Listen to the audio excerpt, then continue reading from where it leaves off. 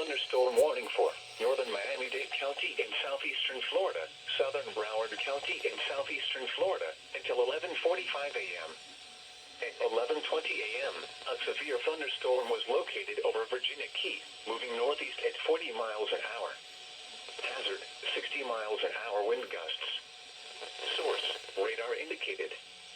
Impact, expect damage to roofs, siding, and trees.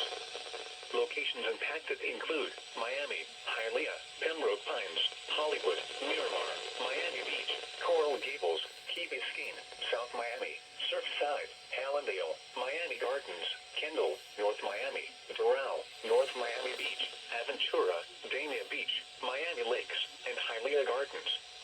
Remain alert for a possible tornado. Tornadoes can develop quickly from severe thunderstorms.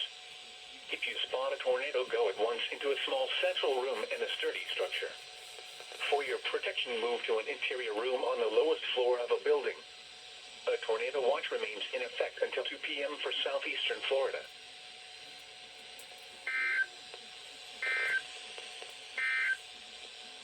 A severe thunderstorm